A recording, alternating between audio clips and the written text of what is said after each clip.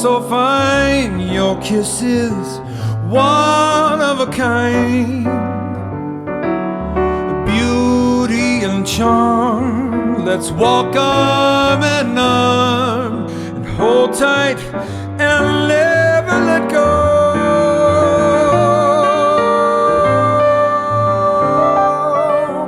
Oh, sweet love, I knew when I laid eyes on you, and you felt what I felt too. One single glance led to romance. Good evening. It's Monday, February 8, 2021 here in Cebu City.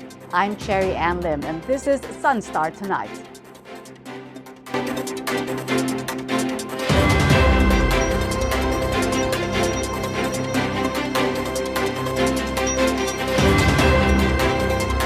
Some 2,000 healthcare workers from the Vicente Soto Memorial Medical Center in Cebu have agreed to take the first shots of a vaccine against COVID-19. The vaccines are expected to arrive in the country later this month. Shari Cornell reports. The Department of Health has disclosed that some 117 COVID-19 vaccines from Pfizer will arrive in the country on February 15 or at the end of this month. DOH Central Visayas has started to conduct seminar and trainings for the vaccination program.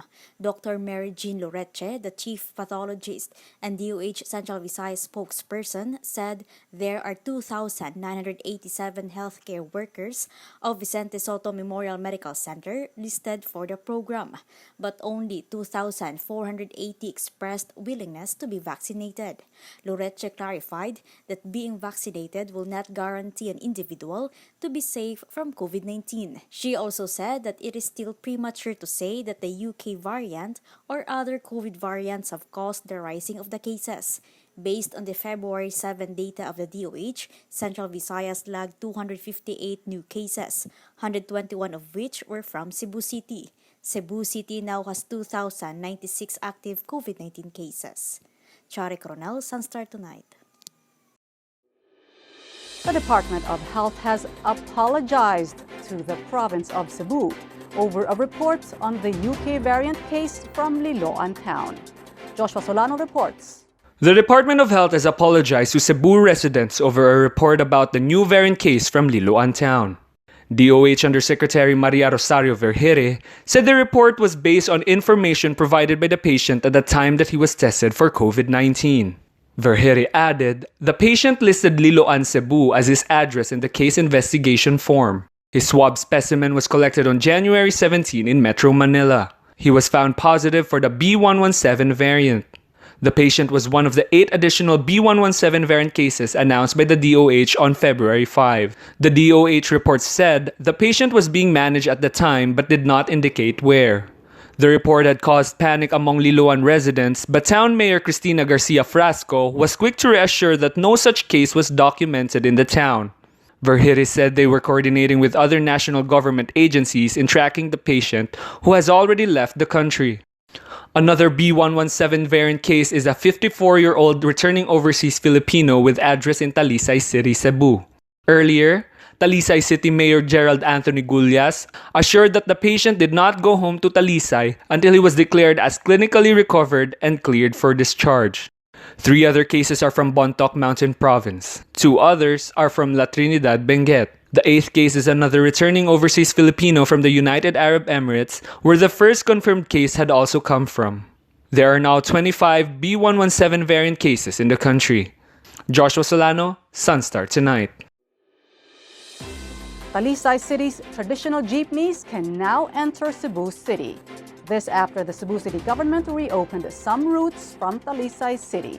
Chari Coronel reports. 3 routes of traditional public utility jeepneys coming from Talisay City have been reopened in Cebu City. Cebu City Councilor James Anthony Cuenco, chairman on the Transportation Committee, said it is the only intercity routes of the TPUJs which have been opened as of this time. Cuenco said the application of traditional PUJs from Mandawi City is still pending before the Emergency Operations Center or EOC. He added the Jeepney Task Force or JTF still have to get clearance from the EOC before they will allow the entry of the traditional PUJs coming from the neighboring cities.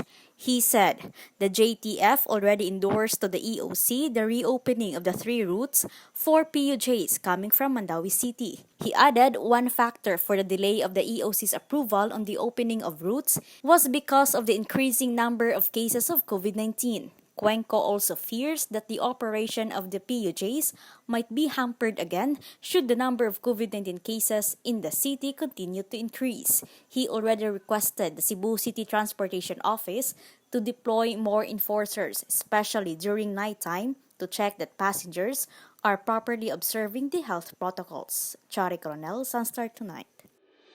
Various vendor associations at the Carbon Public Market have expressed their disagreement over the privatization of the market.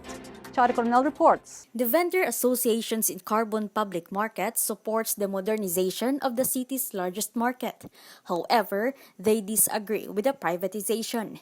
The vendor associations raised their concern that it will be the Megawide Construction Corporation which will collect the market fees and charges. Both Cebu Market Vendors Multipurpose Cooperative Chairman Erwin Gokong and Cebu City United Vendors Association Incorporated President Maria Pino said the City Market Operations Division should still be the office that will collect the market fees.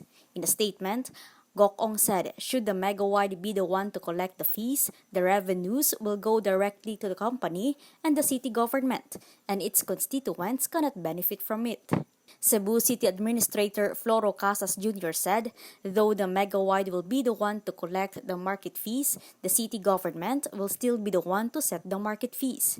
The associations are also requesting the Megawide and the City Hall that there should be no increase in the market fees within the first 3 years, and if the increase is needed, it shall go through a consultation with the stakeholders. Chief Corporate Affairs and Branding Officer of the Megawide Construction Corporation, Louis Ferrer, earlier said there will be no increase of the market fees within 2 years.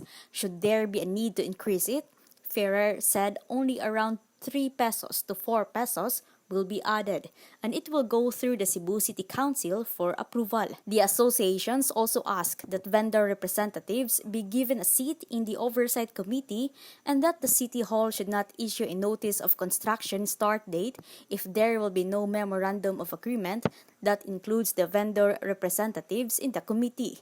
Casa said the request has reached the mayor and it is being studied.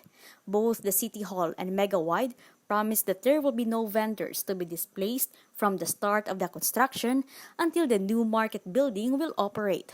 Carbon is currently composed of 42 organizations of ambulant vendors and 5 cooperatives. Chari Coronel, SunStar Tonight. To get the latest, visit www.sunstar.com.ph. Follow us on our YouTube channel and official social media accounts on Twitter and Facebook. I'm Cherry Ann Lim, and this has been SunStar Tonight. See you again tomorrow. Good night.